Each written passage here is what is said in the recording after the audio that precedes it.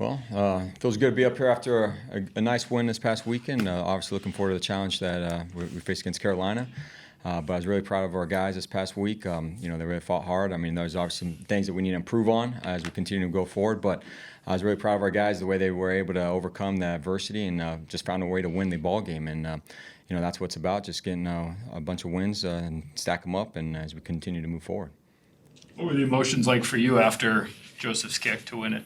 I was just really happy for him and our players. I mean, it was a great feeling, that we were able to help our team win. But something that was much deserved for our players because they fought hard to win that game, and it was great just to see that they found a way to win at the end, and I was just able to just take it in. But I was really happy for those guys. Do you guys prepare like the game? If you watched that Baltimore game the other night, there's all these games where they're going down to the wire and it comes down to a kick. The Green Bay game. Do you prepare like this is a very good chance that this is going to come down to us in a kick game? Absolutely. I mean, that's got to be our mindset every time. And we still take the same approach where every kick's the same in terms of, like we talked about before, if it's a PAT at the beginning of the game or if it's the game-winning kick at the end. But, we try and put our guys in those situations, but we want them to handle them more. It's the same kick, though, too. I know there's a lot more emotion involved, but just got to make sure we compose it and, go out there and execute our job. And that's what, they did. And, it's not just a kick, too. It's the protection, by the field goal unit, the operation. And, so I was really happy for those guys to see that executed. Veteran kickers they just seem so even-keeled. Is that what helps you hang around in the league? Yeah. Yeah, I mean, definitely. I mean, that definitely helps, but, there's emotion in it. And, Greg's a true professional, and he did a great job. And, I was very happy and proud of him the way he handled the situation. On a kickoff, if the ball looks like it could go out the sidelines, how do you make the call whether to make the catch and run it or try to play for the penalty, I guess, let it land? Yeah, and those situations, it's tough because, I mean, and the situations that you're talking about in our game, I mean, they were 4 yards away from the sideline, so you can't, I mean, it looked like he was close to the sideline the way he caught it and his momentum was taking him over there, but if you're right next to the sideline, we do, coach where you put 1 foot out of bounds and catch it, and then you're an extension of that out of bounds, and you get the ball at the 40-yard line. But he didn't have that. He didn't have that room to be able to do that. He was too far away from the sideline. So now he's got to go ahead and catch it and get vertical because there's teams around the league that you'll see that they actually allow and they say they risk it, and it might bounce at the 1. And then it moves forward, and then they pick it up at the 4 or 5, and then they get tackled at the 10-yard line. So we got to eliminate that and eliminate the guessing. If is it going to bounce? Is it not going to bounce?